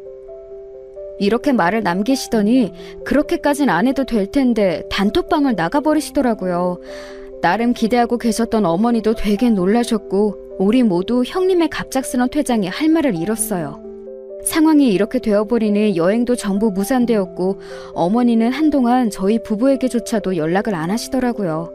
조용한 가운데 저는 무던히 아기가 뱃속에서 자라고 있었고 그 가운데 친정엄마 칠순도 있어서 다 같이 여행을 다녀왔어요. 묵묵히 따라다녀주고 짐도 들어주고 운전까지 다 도맡아주는 남편을 보니 왠지 모르게 형님 생각이 나는 거예요. 우리 집 일에 군말 없이 다 따라다니는 남편인데 내가 너무 예민했던 건가 싶어 간만에 형님께 연락을 드렸어요. 그런데 늘 다정하고 따뜻하게 맞아주시던 형님이 좀 날선 반응을 하시는 거예요. 무슨 일이야 올케? 나 지금 바빠서 통화하기 힘든데 중요한 내용 아니면 나중에 전화하자. 만나자고? 아니 요즘 바쁘고 몸도 안 좋고 해서 누굴 만날 상황이 안 돼. 그럼 끊어? 뭔가 형님답지 않게 전화를 확 끊어버리시는데 아무래도 마음에 자꾸 걸리는 거예요. 썩 축복받지 못한 임신이기도 했지만 저한테 냉정하게 대하시는 분이 아니고 늘 친언니 마냥 잘해주셨던 분이거든요. 아무래도 본인은 몸이 안 좋아서 본인 친정 여행도 못 다녔는데 제가 너무 보란듯이 카톡 프로필에 우리 친정 식구들 여행 사진을 올려서 그런 걸까요? 별의별 생각을 다 해보게 되더군요. 그래도 그런 걸로 옹졸하게 삐지거나 시비를 거시는 분이었나 싶기도 하고 아무튼 저렇게 칼같이 잘라버리는 말투는 약간 상처가 되었어요. 남편에게도 상황을 말했더니 여지없이 자기 누나는 그럴 사람이 아니라고 하더라고요. 우리 누나는 그런 걸로 삐지고 기분 나빠하는 성격이 아니야. 얼마 전에 애기 옷도 선물로 보내줬었잖아. 당신이랑 연락을 안 하고 나한테 보내준 건 바쁜 와중에 챙기느라 정신이 없었대. 이 부분도 그런대로 납득이 가긴 했지만 아무튼 저는 이전과 저를 대하는 모습이 많이 달라진 형님을 보고 미심쩍었어요. 그리고 얼마 지나지 않아 왜 형님이 저한테 그렇게 내외하셨는지 곧 알게 되었답니다. 그것도 아주 복잡하고 불편한 일로 말이에요. 정말 간만에 형님 번호가 핸드폰에 뜨길래 놀래서 받았는데요. 전화기 너머 형님은 더더욱 놀라있는 상태시더라고요. 올케, 정말 미안한데 혹시 우리 집 좀 와줄 수 있나? 우리 엄마한테는 얘기하지 않았으면 좋겠는데 부탁이야. 약간은 울먹이는 소리로 말을 하는 형님은 제가 택시를 타고 갔을 때 역시 여전히 놀라있는 상태였어요. 하지만 이미 모든 상황은 다 끝나고 막이 내려버린 얘기였더라고요. 형님이 이때 자세한 얘기를 해주시진 않았지만 결론은 딱 하나였어요. 고이고이 지켜왔던 아기를 그만 멀리 보내게 되었다는 거였답니다. 아무래도 몸이 이상한 것 같아서 병원에 가봤는데 맞다는 거야. 엄마한테도 연락을 못했어. 그래서 할 일 다 하고 집에 온 지 얼마 안 됐어. 그런데 내가 알기론 이렇게 보내고 나면 애기 낳은 거랑 똑같이 몸이 힘들다고 하더라. 올케, 나 마음이 너무 안 좋아. 계속 눈물만 나. 형님은 그렇게 오열을 하시더니 제 품에 안겨 한참 고개를 못 일으키시더라고요. 제 뱃속에 아기가 있어서 그런지 가슴이 찢어질 것 같았어요. 저 역시 안정이 안 되어 둘이 부둥켜 안고 한참을 꺽꺽거리며 울었어요. 자기 친정엄마가 걱정할까봐 말도 못하고 아마 상황을 보니 남편인 아주버님도 함께 쭉 있어주진 않았던 것 같아요. 홀로 그렇게 모든 절차를 거치고 집에 돌아와 일반 산모들이 겪는 산후 우울감을 느끼며 곁에 없는 아기에 대해 아파하며 온 슬픔을 다 떠안고 계셨던 거예요. 넓디 넓은 그 멋진 신혼집 안에 형님의 슬픔만 공허하게 가득 차 있는 게 느껴졌어요. 도저히 참을 수가 없어서 그만 이때 눈앞에서 아주버님께 전화를 드렸는데요. 전화를 받자마자 저도 감정이 잘 추스려지지 않아서 화를 마구 내게 되었답니다. 그리고 이 부분에 대해선 저도 나중에 후회가 막심했어요. 형님을 더 곤란하게 만든 것 같았거든요. 저 아주버님, 형님 이렇게 아프신데 혼자 두시면 어떡하나요?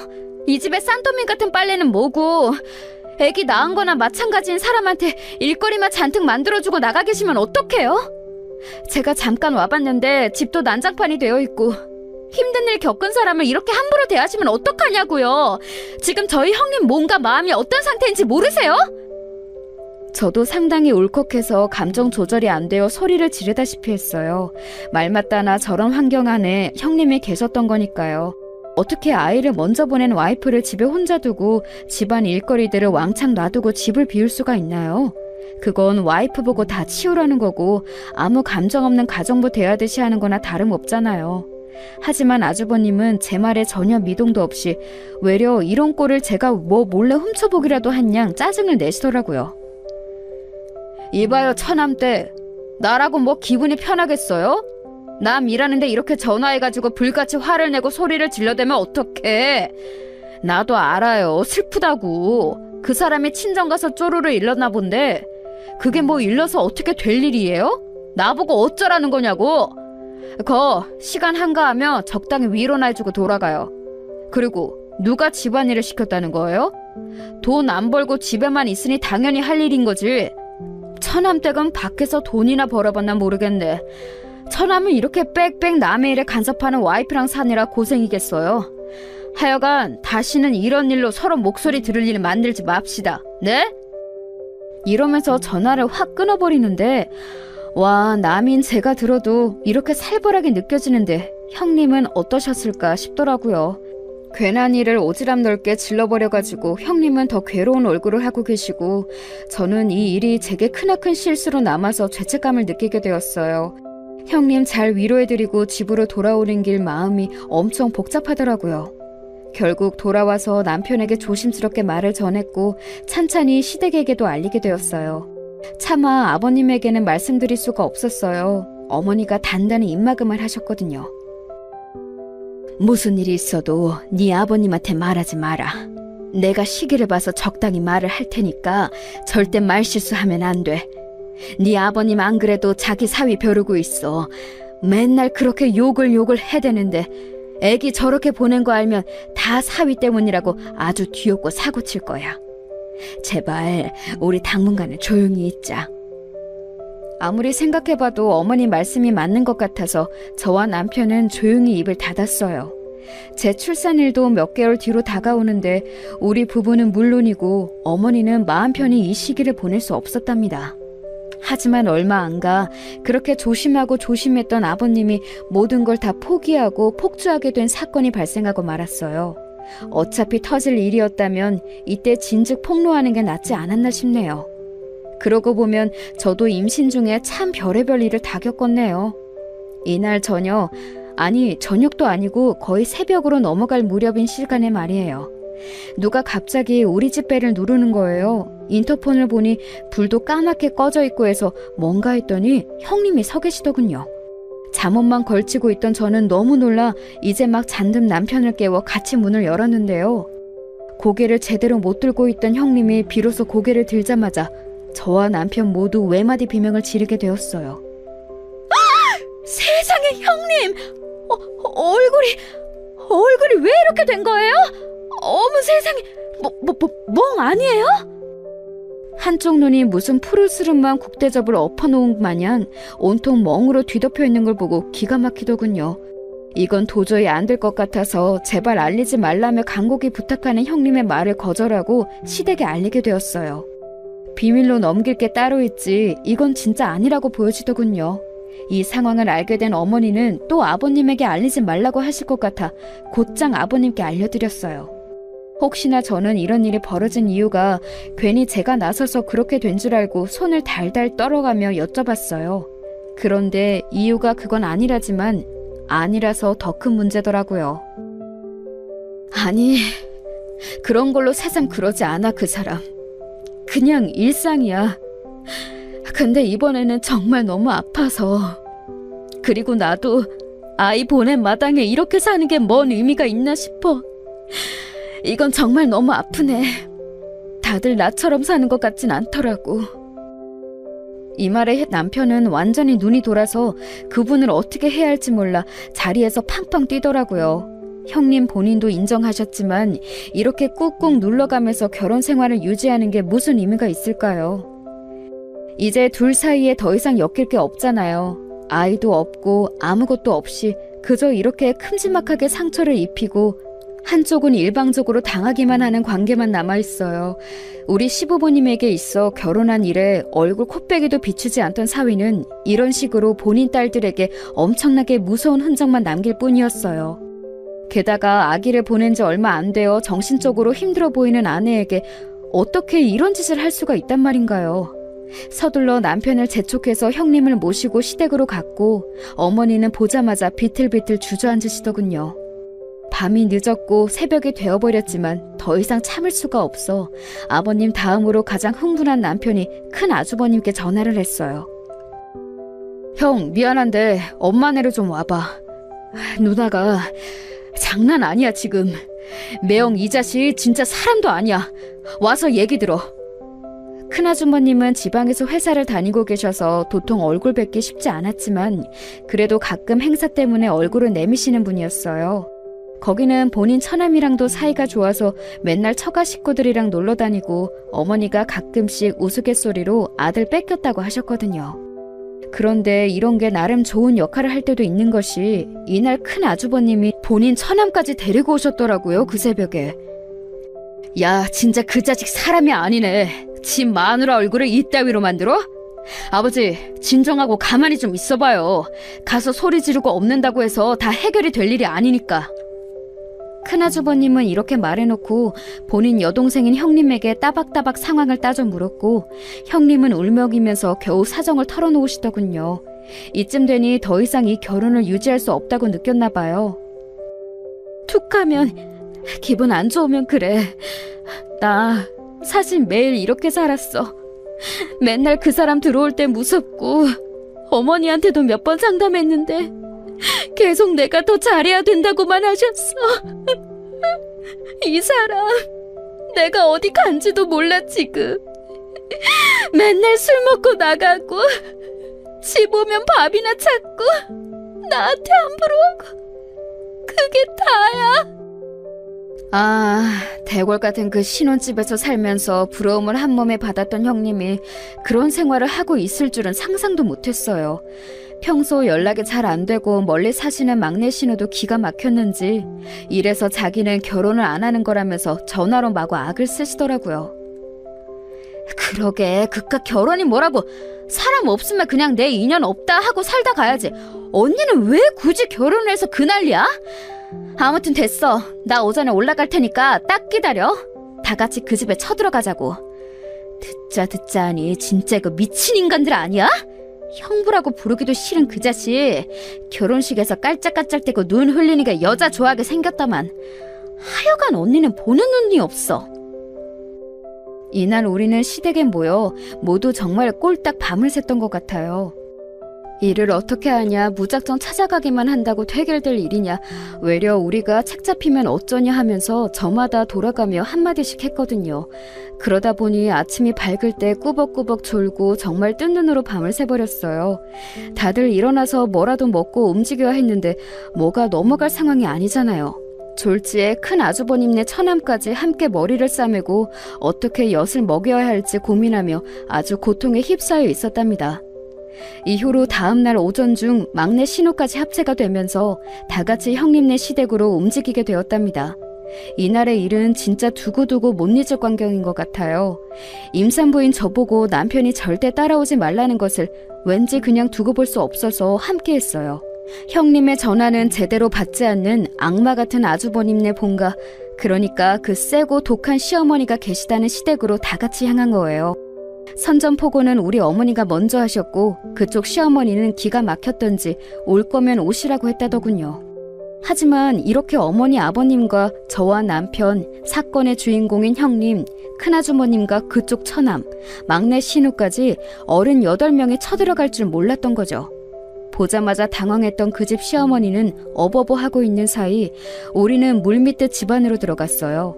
그리고 아버님이 대뜸 소파에 털썩 앉으시더니 바로 본론부터 말하시더군요. 이제 아들 불러오세요, 당장. 내 앞에 무릎 꿇릴 때까지 우린 안 나갈 거니까 그리하시고. 빨리 부르세요. 내 전화도 안 받읍디다. 자식 교육을 어째 그렇게 시키셨소? 오늘 한번 제대로 수치 당해보세요. 뭐 우리 식구들 끌어낼 거면 다 끌어내보시라고. 처음에 그 집 시어머니는 이게 뭐하는 짓이냐고 하다가 우리 어머니가 대뜸 형님을 들이밀어대며 우리 딸 얼굴을 보라고 소리를 지르니 움찔하더라고요. 이거 그 집 아들 작품이에요. 잘난 김서방 짓거리라고요. 뭐? 경찰을 불러? 부르면 누가 잡혀갈까요? 우리가 조치를 당할까요? 아니면 그댁 아들이 수갑을 찰까요? 마누라며 장인 장모 전화 다 무시해버리는 자식놈으로 아주 잘 키우셨네요. 당장 불러요! 이렇게 와악 하고 소리를 지르는 어머니와 아버님 뒤로 저와 남편을 비롯한 처가 식구들이 이글이글 타오르는 눈으로 노려보고 있었어요. 아이 참, 알겠어요. 부를 테니까 좀 조용히 좀 하세요. 이게 뭔 짓거리들이야 진짜, 단체로 몰려와서는. 그 집 시어머니는 궁시렁궁시렁 거리면서 무례하게 대꾸하면서도 계속해서 자기 며느리인 우리 형님 눈주변에 시선을 못 대더라고요. 암만 해도 본인 아들이 해놓은 짓거리라고 하고 우리는 당당하게 들어와서 따져대고 있으니 거짓말은 아닌 상황이니까요. 여차하면 다 자기 아들이 궁지에 몰려 제대로 욕을 먹게 생겼으니 불안했나 봐요. 그 사이 계속 어떻게든 달래보겠다면서 새삼스럽게 우리 형님 이름을 다정하게 부르지 않나 이상한 말로 자꾸 잘못을 떠넘기려 하더라고요. 저기 세아가 우리 석훈이가 일부러 그런 게 아닐 게다. 그리고 너도 잘못이 있었겠지. 애가 절대 아무 뜻 없이 아무한테나 그러는 애가 아니야. 듣자 하니 너가 집안일도 잘 안 하고 고마운 줄도 모른다고. 그리고 시댁 어른들이랑 어울릴 줄도 모른다더라. 석훈이가 나한테 엄청 상담하고 그랬어. 그러니까 부부끼리 잘 맞춰가면서 살았어야지, 응? 너무 우리 석훈이한테 뭐라고 하지 말고 너도 네 자신을 돌아봐야지. 안 그래? 그런 말을 하면서 자꾸 우리 형님 주변을 돌면서 설득시키고 세뇌를 시키려고 하더라고요. 결국 못 참고 제가 나섰어요. 저기 어르신, 그만하시는 게 좋을걸요? 뭐 우리 형님이 집안일도 안 하고 고마운 줄을 몰라요? 뭘 고마운 걸 알았어야 했는데요? 형님이 임신하셨다가 아기를 떠나보낸 것도 다 아실 거 아니에요. 그거 누구 때문에 그리 됐는지 우리는 너무 잘 알겠는데 어르신의 눈에 무슨 까막눈이 씌워진 건지 곧 죽어도 본인 아들 탓은 아닌 것 같으세요? 게다가 보낸 지 얼마 되지도 않았어요. 남편이라는 인간이 그거 알면서 어떻게 여자를 이 꼴로 만들어놔요? 집안을 개판으로 해놓고 그마저도 몸 힘들어서 못 치우고 기어다니는 사람을 아주 못 부려먹어서 안달이던데요? 그게 사람 자식 맞아요? 됐고, 불편하니까 우리 형님한테 더 말 걸지 마세요. 어디서 지금 나이살 처먹었다고 아랫사람 가르쳐서 입막음을 하려고 하세요? 여기 식구들 다 따라와 있고 형님네 어머니 아버지도 같이 와 계신데 그 앞에서 그러고 싶으세요? 뭐라고 더 짓거려봤자 어르신 아들한테 좋을 게 하나도 없어요. 아무 말 말고 놔두시라고요. 제가 따다다다 따져대니 이때 나서려던 아버님과 큰 아주버님도 자리에 앉으셨고 우리 막내 신우는 옆에서 구구절절 흠잡을 말이 없다며 박수까지 쳤어요. 그러니 일순간 기가 죽은 그 집 시어머니는 잔뜩 주눅이 들어서는 그대로 식탁 쪽 의자를 지익 끌어서 우리 얼굴 안 보이게 앉아있더군요. 결국 이처럼 불편하고 메스꺼운 한두 시간 정도를 날려보낸 뒤 이 집에 그 잘난 아드님, 우리 형님의 남편인 아주버님이 등장한 거예요. 이제 아주버님이 아니라 그 자식이라고 부를게요. 그 자식은 아주 귀찮은 일이 생겼다는 얼굴로 들어왔다가 우수수 몰려있는 우리 식구들을 보고 기겁을 하더라고요. 아마 지네 엄마가 처가 식구들 와 있다는 얘기까지는 안 했나 봐요. 하지만 오자마자 대뜸 뭐라 말을 하고 어쩌고 하기도 이전에 아버님과 큰아주버님이 그 자식에게 달려들었어요. 그래서 우리 남편과 막내 신우가 뜯어말리고 형님은 또 울고 아수라장이 되었답니다. 다행히 우리 쪽에 흠이 날 만한 상황까지는 안 가고 그쳤고 그것만으로도 그 자식은 매우 놀라있는 상태였어요. 와중에 절대 자기에게 이런 일이 일어날 거라고 상상도 못했던 게 더 괘씸하게 느껴지더라고요. 아파요. 제발 이것 좀 놓고 말하세요. 진짜 왜 이러시는 겁니까? 뭘 놔 놓기는. 그래 나주마 이 자식아. 너 내 딸이라 그만 살아. 이혼해. 이혼하고 네 회사도 다 말아먹고 엿먹게 해줄 거야. 그러자 뒤에서 그 집 시어머니가 시뻘개진 얼굴로 받아치더라고요. 뭐요? 우리 석훈이 잘못도 있고 해서 두고 보려고 했더니 하다 뭘 어째요? 내가 그렇게 놔둘 것 같아요? 이 말에 곧장 바로 저희 남편이 대들면서 마구 소리를 질렀어요. 매 형 같지도 않은 이 인간 땡땡식품 다니고 있죠? 거기 여직원이며 이전 약혼녀며 두루두루 불륜 짓 해대고 본인 와이프는 이 꼴을 만들어 놓는다는 거 알려지면 과연 거기 붙어있기 쉬울까요? 누나한테 듣자 하니 뭐 큰아버님이 하시는 곳이라면서요?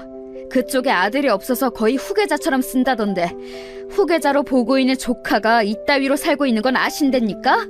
자기 부인 얼굴을 이따위로 만드는 인간한테 회사 맡기면 참으로 미래가 밝겠네요. 그 떵떵거리며 잘난 척하는 그 집 시어머니와 보란듯이 우리 형님과 처가 식구들을 무시해대던 그 자식은 계속 떵떵거리게 해줄 수 있을 본인들 밥줄을 언급하니 표정이 달라지더군요. 사실 저 회사 자랑은 상견례 때부터 귀에 피가 나도록 해댔던 얘기거든요. 얼마나 자부심이 크던지 그때 당시에는 우리 어머니 아버님도 그럭저럭 들어주셨던 얘기였어요. 하지만 나중에 형님이 저에게 해주신 얘기를 들어보니 가관도 아니더라고요. 남편의 지저분한 상황을 하나하나 캐내게 되는 여자가 어떻게 스트레스 한 번 안 받고 아기를 잘 품고 있을 수 있었을까요? 차라리 지옥에서 지옥문을 나갈 열쇠를 찾으라는 명령이 났지. 얼마나 형님이 비참하고 절망스러웠을지 상상도 하기 힘들었어요. 헌데 그 자식도 보통은 아니더라고요. 처음에만 슬쩍 움찔할 뿐 지 살겠다고 짓거리는 소리 들어보니 제정신이 아니었어요. 딱 그 엄마의 그 아들 그 짝이더라고요. 아니 부부간의 사생활을 갖고 너무 선을 넘으시네요. 쓸데없는 짓 하지 마세요. 저는 뭐 당하고 있을 줄 아나요? 처남 그 말을 너무 함부로 하네. 장난도 사람 봐가면서 치라고.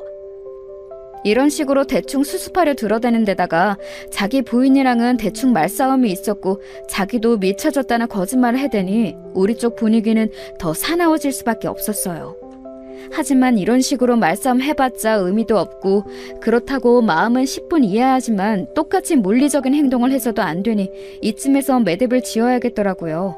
그대로 우리는 집을 나서버렸고 시부모님은 집에다 모셔다 드렸답니다.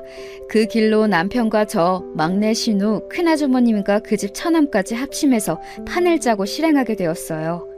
더 말할 것도 없이 그 자식이 다니는 땡땡식품에 제보를 했다는 거죠. 사실상 회사에 직접적으로 넣기에는 어려웠고 형님에게 시댁 큰아버님인 그 회사 사장님 연락처가 있으니 가능했던 일이에요.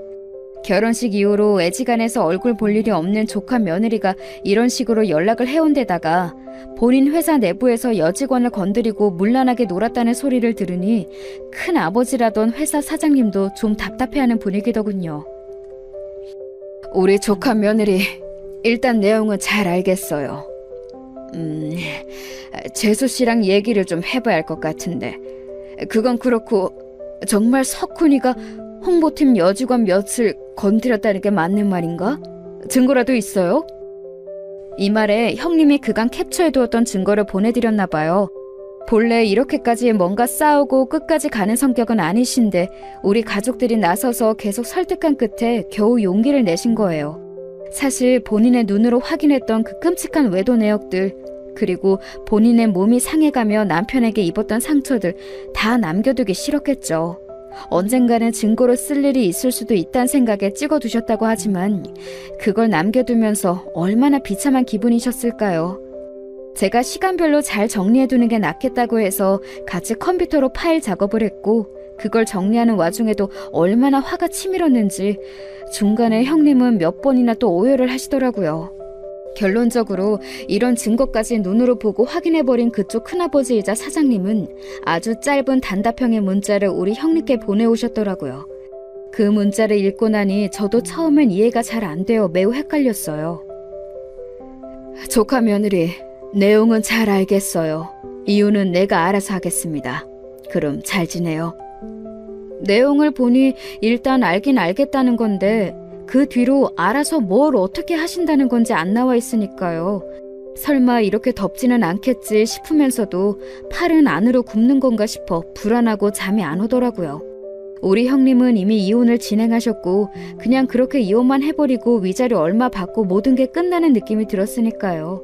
얼마간 손톱 물어뜯으면서 불안해했는데 형님 이혼하시고 며칠 안 되어 기쁜 소식을 듣게 되었어요.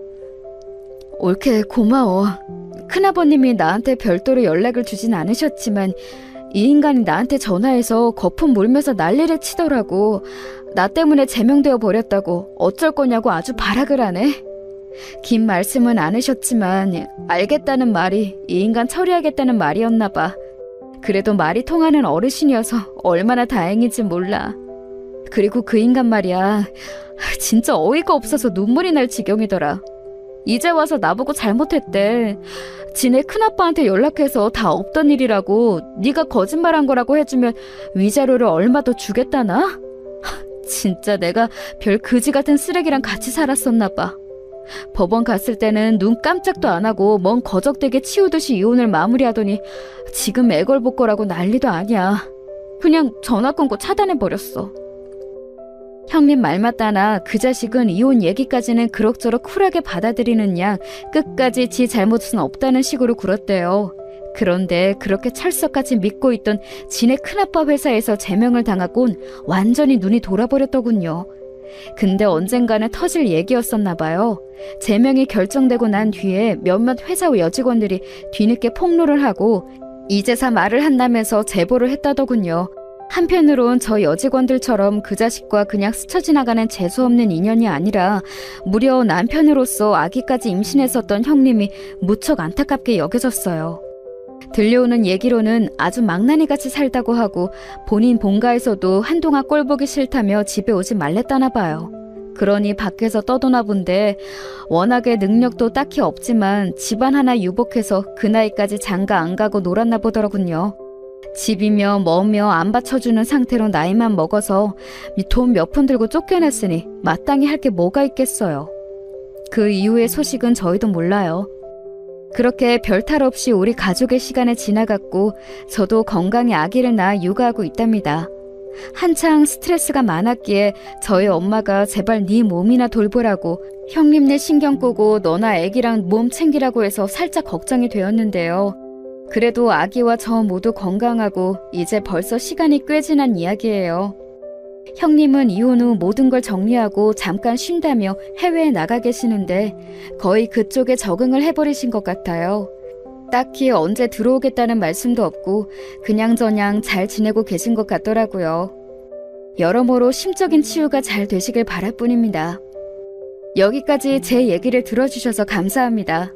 모두 건강하세요.